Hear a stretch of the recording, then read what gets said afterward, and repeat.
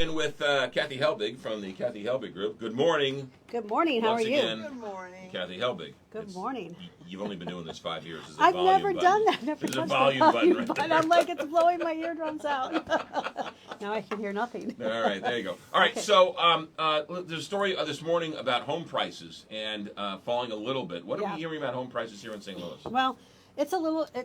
St. Louis has not followed the national headlines, which is what's confusing for a lot of people. We're back to multiple offers now. We have a couple of houses here or there that if they didn't sell right away and they're not getting a bunch of showings, they're sitting. Mm-hmm. So you've got 1% out there that is having that That's experience. more the house than it is the market. House, market, price, condition, all that comes into play. This week alone, we've had a couple of deals I was working on, had 18 offers on it. Another one 18 had offers. 22 offers. Yeah, so that's why it's driving me crazy when you hear these national headlines, because in other places you might have that because the prices soared so high so Right. quickly that they're feeling a softening. Like Florida's feeling a softening, California's feeling a softening, but the Midwest is Right. not necessarily feeling that same thing. So it is per property. Hot areas are still hot. Hot houses are still hot. Right. And buyers are buying again. I know the interest rates have come down a little bit. We're not seeing an 8 in front of things anymore, Sure, so they're yeah. starting to come back out.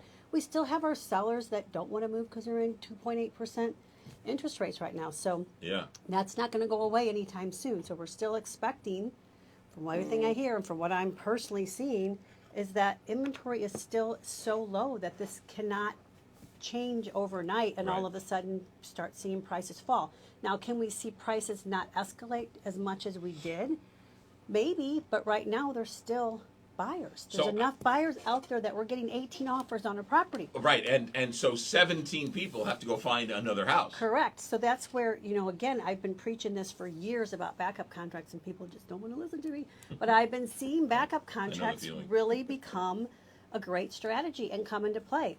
Because again, we're back to buyers are hearing mixed information. They're hearing the prices are coming down. They're hearing, it's getting back to a buyer's market or a balanced market, but not in this area. So part of the problem is a couple of our agents are dealing with first-time buyers right now. Yeah. And the big problem is they're hearing those things and they're relying on those facts instead of relying on their real estate agent. Right. And we're here to tell you, if we're telling you that we're talking to the agent and they're telling us there's all these offers that are on their way or they're coming or whatever, no one's making that up. Right. Like believe us, Right. that's what's happening. We're Yeah. not trying to get you to pay more for a house than you should, because I get, we'll get a hater here and there like, you just want people to pay more for your commission. That is not true. It changes your commission a couple $100. Right. Okay, so it's really about we're trying to get you the house. And so when we're telling you these inside information and facts and how you need to position your offer, you need to position your offers that way if you want to win. Right. If you don't want to compete, then step aside for another couple of years. Right. So the house that got the 18 offers, is that a house that you guys were Bidding, so we were bidding on that.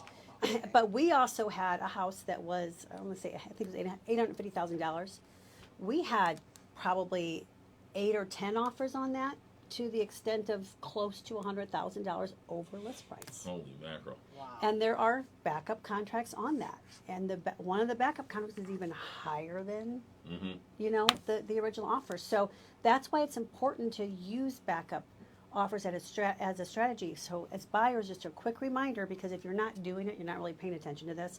But if you're in the market right now, a quick reminder on a backup is that as a buyer, you're not necessarily locked in on that without any outs. What you're saying is, I want to make this offer. We're going to negotiate the terms. So yes, you are negotiating the terms ahead, even though you know somebody else has already bought that house. But if that person falls apart, your terms are already pre-negotiated. Your contract is sitting there ready to jump into play. But if another house comes on the market, which is why buyers are hesitant to do it, I don't want to get locked into another contract. What if I miss another house? You won't. You just cancel the contract. You can do that on a backup contract. You just give written notice, says, hey, I haven't become primary yet, so I'm pulling my backup contract. Right. I'm going to go write an offer on another house. You can do that. The advantage of a buyer go ahead and putting this backup contract in is that I had an agent I'm talking to the other day, and they're saying, hey, listen, I've got this great offer, but I've got all these backups. And I'm like, well, send me the backups. Well, they're telling me they're going to send them. They haven't written to me. I'm like, then you have nothing. You Right. don't have a backup if you don't have it in writing. So to me, how that seller is going to treat that first offer is all about what the second offer is. Sure.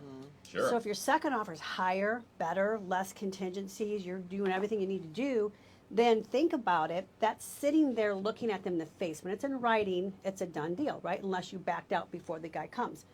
I mean, the first buy goes away. So this first seller has a building inspection that he doesn't want to fix anything.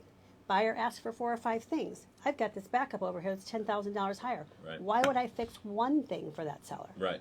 I'm not going to. I'm going to say no, because you know what? I want that seller to get mad at me and go away. Sure. 'Cause I want the emotions to come into play and have him walk away so I can get $10,000 more. Right. That's the game that's going on. Yeah. And if you don't know how to play it, you're going to lose. Well, in 18, 20 offers on a house, I can only imagine the insanity that's Yes. going on with that. It is insanity. Yeah. Yeah. Wow.